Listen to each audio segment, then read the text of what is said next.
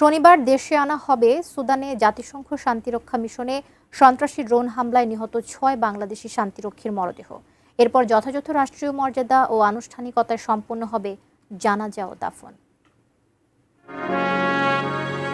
সূর্য যেমন রোজ ভোরে দুহাত মেলে ছড়ায় রোদ, দেশটাও আজ আলোর তরি আধার ঠেলে উঠছে রোদ। 1988 সালে মাত্র 15 জন সদস্য পাঠিয়ে শান্তিরক্ষা মিশনে যাত্রা শুরু বাংলাদেশের।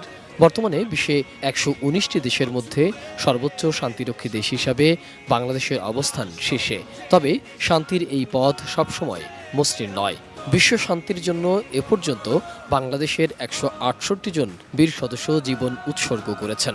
সবশেষ সুদানের আবি এলাকায় জাতিসংঘ শান্তি ও স্থিতিশীলতা প্রতিষ্ঠার দায়িত্ব পালনের সময় বাংলাদেশ সেনাবাহিনীর 6 জন বীর শান্তিরক্ষী শাহাদাত বরণ করেন।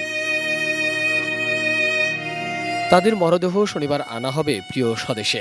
দেশে ফেরার পর যথাযথ রাষ্ট্রীয় মর্যাদা ও আনুষ্ঠানিকতায় সম্পন্ন হবে বিশ্ব শান্তিতে জীবন দেয়া এই বীরদের জানাজা ও দাফন। সব মশার বিরুদ্ধে সুরক্ষা দিতে এলো বসুন্ধরা এক্সট্রিম অ্যারোসল, মশার বিরুদ্ধে এক্সট্রিম সুরক্ষা। গত 13 ডিসেম্বর সুদানের আবি এলাকায় জাতিসংঘ শান্তিরক্ষা মিশনের একটি ঘাঁটিতে বর্বরচিত সন্ত্রাসী ড্রোন হামলায় বাংলাদেশ সেনাবাহিনীর 6 জনের মৃত্যু এবং 9 জন আহত হন। আহতদের চিকিৎসা চলছে কেনিয়ার রাজধানী নাইরোবির আগা খান ইউনিভার্সিটি হাসপাতালে।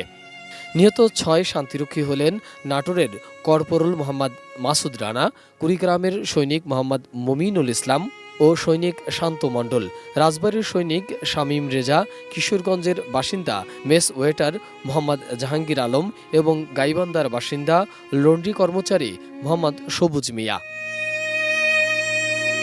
শহীদ শান্তিরক্ষীদের এই আত্মত্যাগ বিশ্ব শান্তি প্রতিষ্ঠায় বাংলাদেশের অঙ্গীকারের উজ্জ্বল ও গৌরবময় উদাহরণ হয়ে থাকবে।